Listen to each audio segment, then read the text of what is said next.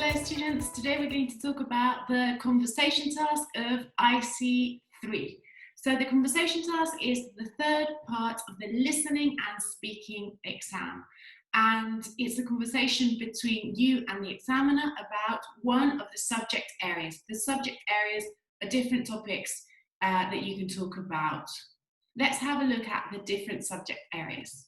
Okay, so here you can see the different subject areas that you will have to probably talk about one of them in the conversation task, during the conversation task. We've got independence, ambitions, stereotypes, role models, competitiveness, young people's rights, the media, advertising, lifestyles, the arts, the rights of the individual, and economic issues. As you see, all these areas are very broad. For example, here, stereotypes, you could be talking about young people, stereotypes about young people, about old people, about people from different countries, stereotypes regarding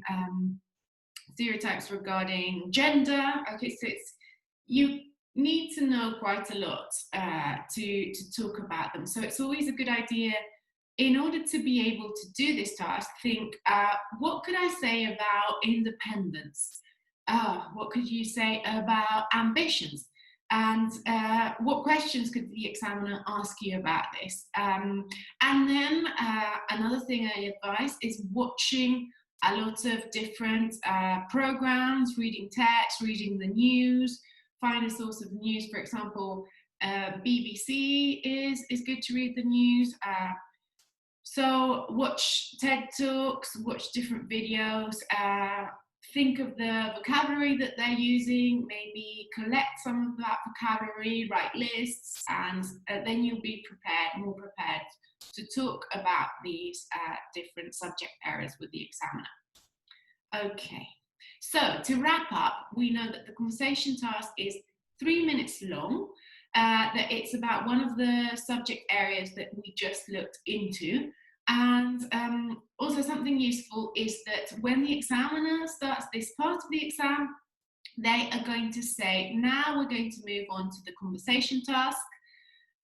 We're going to talk about independence.